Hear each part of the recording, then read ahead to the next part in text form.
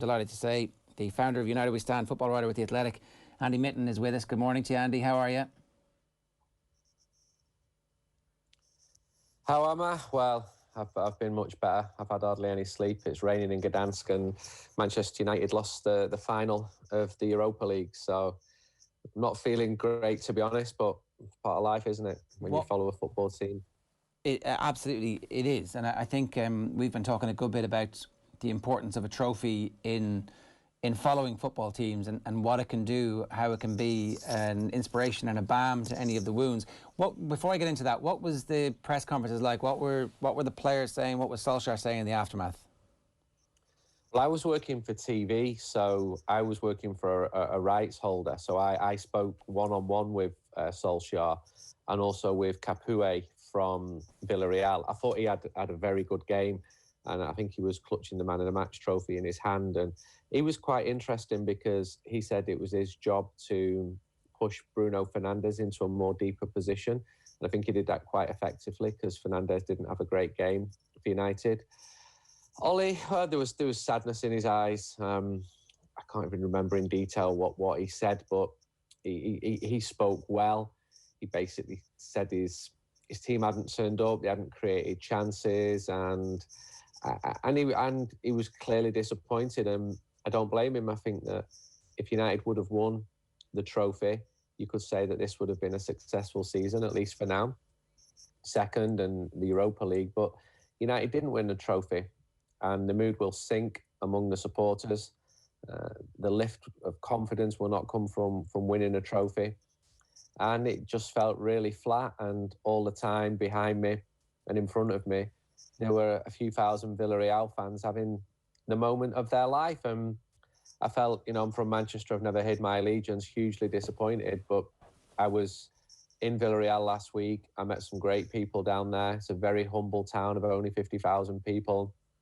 I spoke to some of the players, did a big interview with Danny Parejo, and it's a good story. And, that is the greatest moment of their lives. They'd never reached a final before. There were probably more Villarreal fans in Gdansk because it's so difficult for United fans to get back to the UK. And, well, they've had an absolutely great night. Me, I've had no sleep. I've woken up, I've looked out the window and it's raining. And I've got a day of being miserable. But, I'm very lucky to be here. But I'm really disappointed. I've seen Manchester United win European finals, and I've seen Manchester United lose European finals, and it's horrible. You've come so far. And I was at all these games this year. I was probably the only British journalist in places like Granada and Milan and Rome and Paris, and I'm very lucky to be able to travel during the pandemic for my job, B, to have the job that I do have. But you all sense it's building up to something, to a final and to a trophy, and you get to the top and the trophy doesn't come, and it's absolutely gutting, I've got to be honest. We've been talking about the importance of the trophy and winning the trophy, and I think you talked about the confidence that the players get, but it would also have been something tangible for Solskjaer to point to and say, okay, so we're not perfect. We know the squad doesn't have the depth that it needs. We know that we still need several players, but look what we're able to achieve while we're on that journey to being great. And that's gone now. So that's for me, that's the most intangible but most obvious thing that falls out of last night. You're totally right. He knows it's not a vintage team yet. He knows that United need 2 or 3 players before they can properly challenge and win the Premier League again. And in that respect, he's overachieved by getting that team to second. Okay, Liverpool had injuries. Chelsea really underperformed. But after 38 games, Manchester United finished second with a squad which still needs some work doing to it. But had United won that trophy, it would have given everybody a lift. And you use the word tangible. You're absolutely right. When I was speaking to those Villarreal players after the game, they were clutching A, a beer in one hand, and B, a medal in the other, a winner's medal. And they're leaving Poland happy and victorious. And the United players flew back to Manchester last night, and I'm sure the mood was just on the floor there. They knew that Villarreal could be tough opponents. They knew that they would be the best Spanish team they've faced this season. But Villarreal are still only the 7th best team in Spain. This wasn't playing Atletico Madrid in a final. And Manchester United must do better. They simply must do better. You've got top players who... Rashford and Bruno Fernandes, and it was very, very disappointing. What did you make of the performance from Solskjaer last night then, his decision-making in-game and his team selection beforehand? In hindsight, I wasn't convinced. I think it's easy to do that in hindsight. I didn't have an issue with his team selection. I know why he made that team selection. I thought he was quite bold, playing Pogba over Fred, who's been out of position. Pogba's got the quick feet to deal with the main Villarreal threat, which was coming centrally through Parejo, coming right from the back, Pau Torres, Albiol, they're the best players, and getting the ball with the combinations to Moreno. And United weren't sure where Moreno was going to play. They felt that Villarreal were going to play with 2 10s against a United central defence, which was makeshift. So that was the concern for the club. And they knew that Parejo technically was excellent. What I'd have more concern with was how late Ollie took it to make the substitutions. But, I was sat there thinking, who'd you take off? Rashford wasn't having a good game, but he's still capable of producing those moments like he did away in Granada, where he didn't have a good game, but he just controlled the ball, bang, goal. And who could he bring off? Most of his best attackers were on the pitch. It wasn't an attacking bench. And in the end, he did make all the changes in time added on. The players were exhausted. And it slipped into penalties. And all the penalties were fantastic. I didn't enjoy them one bit, I've got to be honest. I watched it and I felt because Villarreal were going first, there was always pressure on Manchester United. Lose and the season sinks. If you miss, the season is just over. And United kept scoring. And every time a United player stepped up, I thought, no, it's going to be Fred who misses it. It's Axel. It's just going to end for Axel. Or Dan James. And I'm just thinking, I'm not enjoying being in this position whatsoever. And I'm not even a player who's on the pitch. And then David De Gea had his save by Rui. I actually said before the game that Rui was probably the weakest player on the pitch. I know that United had targeted him, but they didn't really target him. That was the intention, but he didn't have that much to do, nor did De Gea. Until the penalties. The penalties were taken in front of the Villarreal fans. They were loud all night. They were louder than the Manchester United fans. It was easier for them to travel. They only needed 1 test rather than 3 or 4 or 5. And I just had this sense, and maybe I'm saying this with hindsight now, this slight sense of foreboding throughout. This is not United's night. But that was just a private feeling I had. It was like the fairy tale was coming true for Villarreal, and they knocked Arsenal out in the semi-finals. Parejo said to me last week, we're absolutely capable of defending any advantages that we have. And they did that. And in Pau Torres, they've got a very young and talented player. I spoke to him after the game. A, I was struck by how young he looks, and B, he was talking to people from Villarreal and mentioning the school, his friends. He knew everybody. It's a tiny, tiny place. It really is a blink and you miss it type of place when you go past on the train. And they've got a European trophy this morning. The opportunity for a post-mortem in the aftermath of a defeat like this, and at the end of a season, particularly when it comes at the end of a season, we do get to sit back and sit in judgment on how everything went. And you make the point that Solskjaer knows his team is not vintage. It's difficult to get from the bit where you're second and then you add those 3 players. If we look back at the Liverpool team that lost the Europa League final, Klopp completely reworked that very quickly over the next 2 seasons, really. And that was a good bit earlier on, maybe in his time at Liverpool. So what they did was they sold Coutinho for loads of money and brought in 2 world-class players. There's a fairly obvious parallel with Manchester United and the possibility of doing that. Is Solskjaer the person who will make those really difficult decisions and sell the superstar player to generate the money to buy, or is he trying to just add on players and shoehorning them in?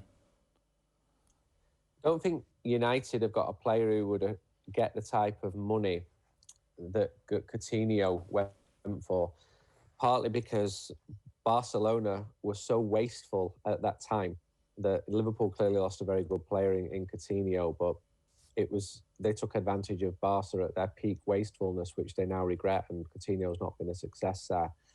I think Ollie should stay. I think he should be backed, be allowed to improve the team, spend good money, bring in a couple of Bruno-class players. And this is me being wishful, but this is also what he wants as well. I don't think you're going to see him ripping up the entire team, because you might as well change everything and start again. And I do think that progress has been made, but I realise that I'm saying that from a position of weakness this morning after that final. And I think if he brings in a better central defender, holding midfielder, attacking right-sided player, maybe back up for right back, continues to move on some of the players, which he has done. He's moved on Lukaku and Alexis Sanchez, and I'm consistently told that the mood is better among the players. And I'm pretty convinced by that. Not always, but that's football. You're going to lose matches. But United didn't lose a single away game last season. And it's been an odd season. And I think they do deserve some credit for the way they came through the season in the league. But an FA Cup or Europa League win would have made such a huge difference. I don't think we're going to be seeing 9 changes next season among the playing staff from Manchester United. I also don't think that a lot of the very young players are immediately going to become first-team players. There's some really talented players, as we saw at Wolves at the weekend when United won. Players like Anthony Elanga, Solskjaer, but you're kidding yourself if you think they're ready to be playing every week. These are players who need to be going out on loan, need to be improving. So looking 3 or 4 years down the line, I would be optimistic. But look who United are up against. And the way the clubs are funded, who they're up against. Manchester City, Chelsea. Sir Alex Ferguson didn't have that. He was up against Arsenal or Liverpool, who were in decline. Arsenal, who had a brilliant manager, but who were hamstrung by a 38,000 capacity Highbury. The fans don't want to hear it, but the game has changed. Liverpool have got their act together. They've expanded Anfield as well. I know they had a bad season, so it's maybe better for the league, but it's more complicated for Manchester United. And I grew up thinking United don't win league titles. I think there's a lot of United fans now who were attracted to the club when they were winning, thinking United should be winning titles all the time, like Bayern Munich do, or PSG do, or Barcelona or Madrid. I think it's going to be pretty complicated. But to lift the mood immediately and to improve the team, which is more important than any mood, he's got to be convincing in the summer transfer window. Bring in at least 2 very, very good players. Not Donny van der Beeks, where you're thinking, is he, isn't he? Players who can come in and immediately make an impact. That's a Jadon Sancho. Yeah. Is there anybody else that, like, at that level that you're thinking, yeah, okay, that's the type of player? Is Harry Kane a realistic, a possibility? I mean, the money seems ridiculous. The money is ridiculous, and for that reason, I don't think it's realistic. And if you ask Dolly now, who would he most like, he would say Kane, Haaland and Mbappe. Are they coming? It's so improbable that that's gonna happen. You sense, under Fergie with United winning everything, they would have had a go at Kane, but even then it was so difficult to get players out of Tottenham. And Tottenham are in a better position financially now. They're also more desperate. They're just not going to be letting Kane go. And yet if he came, he'd absolutely score goals. Cavani has been a success, so I think Sancho would be a much better fit. He's more gettable. I think the transfer fee could be worked. I think the issue there is his wages. United are not going to shatter their pay structure for one player again. The agent demands. But if he can play on the right, then that would allow Mason Greenwood, who's a very good player, to alternate between the right and to continue to develop as a forward under the wings, if you like, of Edinson Cavani, who's been successful, but he's not going to be around forever, given his age. It's encouraging that he is staying. Hopefully he can play next season as he played for the last third of this season. But I'm looking at best case scenarios here. Some of them players looked exhausted last night, and it's been a pretty intense fixture schedule, but then it was for Villarreal as well. What did you make of Paul Pogba's performance last night? At times I'm thinking he's brave, he wants the ball all the time. He's trying things which you need to try. At other times, I thought he was playing too deep. I know that's not his favoured position, but he played there because he effectively replaced Fred. Sometimes you've got to take the chances, and I think it was in the 87th minute he headed over, and he looked to me in the press box that he was just cursing himself. You've just got to take the chances sometimes. These are the fine margins which win these matches, and wasn't his best game, but I thought Rashford was more disappointing than Pogba was. I thought Fernandes was more disappointing than Pogba was. So I wouldn't be singling him out. I wouldn't like to single David De Gea out because he didn't save any penalties, but the penalties were that good from both sides. I'm not sure any goalkeeper could. It was just a really unfortunate way. I can't say to end an epic tie because it wasn't an epic tie, and there were little points of frustration all over the pitch for Manchester United, and maybe that's a microcosm of where Manchester United are right now. Well, that's exactly it, isn't it? That Manchester United's whole season was in the 90 minutes. It was a bad start. We've seen that all year. They roared back into it. They controlled the game for a period of time, but then the opposition manager made some changes, and Manchester United couldn't react to that. It's like there's the period where they're at bat and they're brilliant. There's a period where they're trying to get going, and then there's a period where the opposition has got their number and the creativity just isn't there, or the reinforcements from the bench aren't there. And that's why we've been talking all morning about it's a bit of a referendum on where Solskjaer is, and if he's going to point to the fact that he needs one more transfer window to get to being fully his team, that's fair. I can buy that. But it does also then mean that the team needs to hit the ground running next season. Yeah. Because the clock will start ticking, and when the fans are back, he doesn't have the trophy to fall back on. So that complicated mix becomes even more difficult for him to manage. I agree with all of that.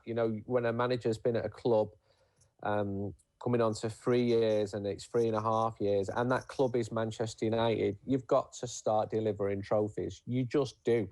Sir Alex Ferguson had to, and he inherited a different club. And Ollie said to me last night, he has made improvements from where United were when he came in. And that specifically would be December 2018 when he did come in. But 4 months before that, United had finished second with 81 points under Jose Mourinho. And Mourinho definitely had his qualities. He said himself he deserved to be sacked after a terrible start and a car crash to that 18-19 season. But Solskjaer's got to win trophies. United might not be able to compete financially with City or with Chelsea, but actually United have still spent a lot of money. The ownership is another issue that's bubbling under. The Glazers will never be popular with supporters, and I've always said that United with the Glazers is like a swimmer with bricks on his back. The money which goes out to service the debts and the interest payments, it doesn't help Manchester United. And that's really come to the fore in recent months. But you said he's got to start next season, hit the ground running. It is such a cliche, but it is so true. If United are 8th or 9th by the end of October, I think patience will be wearing very thin with the club, with the manager. But I think you should keep Ollie. I do think he's doing a good job. Not a great job. I think he's doing a good job. I just think he needs to bring in a couple of players this season and to continue to improve. And if they can start next season well, then it'll be something better than they did last season, because it was an atrocious start last season. I have one last point on the ownership. With everything that happened with the European Super League and the perception, and I don't know if there's going to be a mild awakening or any interest even in the Glazers in the pressure that they were under, but when fans come back, unless they actually invest in significant players this summer, then that's going to be a long-term problem. So, if you're looking at this coldly as an investment, then you actually need to put some money in now to make sure that it maintains at the level that it's been at and that it continues to pump off cash for you in the long term. What I'm trying to say is I think there's a window of opportunity here for Solskjaer to point to the team, the fact that there was nothing coming off the bench and the unpopularity. In one fell swoop, sign Grealish, sign Sancho, or one of those, or a centre-back. And that will give at least until Christmas for everybody to go, okay, new team, new players, let's see what happens. But Solskjaer's got to get in there and make that case. I need 200 million or this is all going to hell. Yeah, he does. And to spend the money well, because it has gone to hell with some of the previous signings. Manchester United's recruitment's been pretty poor since 2013. I think it has got better under Ole Gunnar Solskjaer. You mentioned Grealish. I'll add Declan Rice to that as two players who would fit into Manchester United's pay structure. You'd sense that they'd want to come. I know that United have watched Rice closely. I know that their opinion of him is higher than it was a year ago. They feel that he's slimmed down, that he played well against Manchester United in one of the recent matches.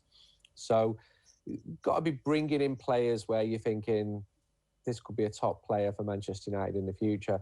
With Rice, I spoke to his former manager, Manuel Pellegrini, and he knows far, far more about his technical levels than I do.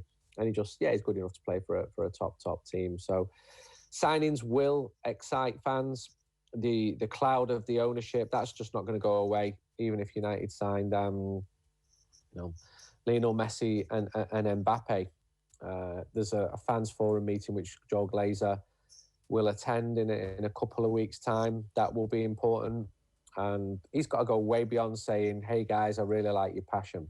He's got to come up with something tangible.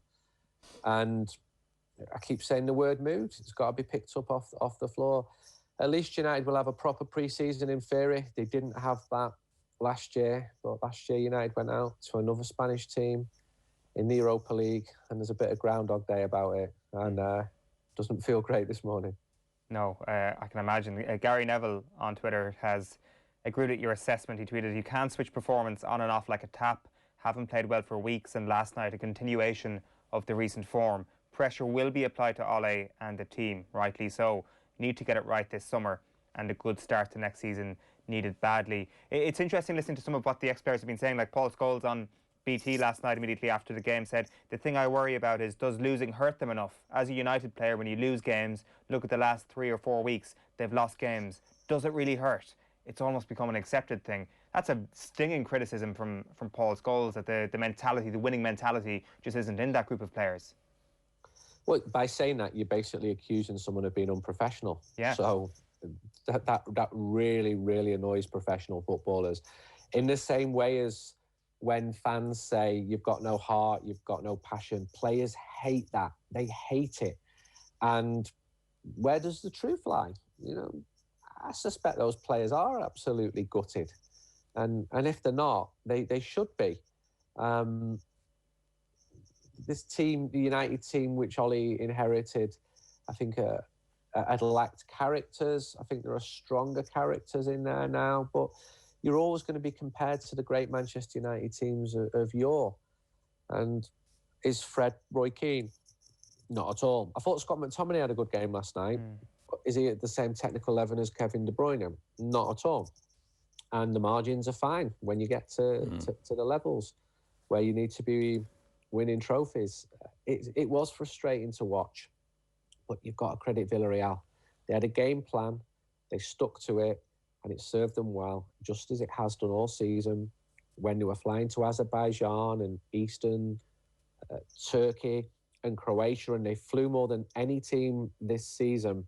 And it wasn't a fluke, them winning. It wasn't a terrible night because Manchester United, you know, missed so many chances. United didn't create the chances. United didn't turn up. And it's hard to argue against that result. Andy, it's been great having you with us this season. I'm sorry it's ended from your perspective in such miserable fashion in the rain in Gdansk, but we wish you a safe journey home, and thanks a million for being with us. Thank you. I've enjoyed it most of the time. That's Andy Mitten there, founder of United We Stand. You can read his stuff in The Athletic.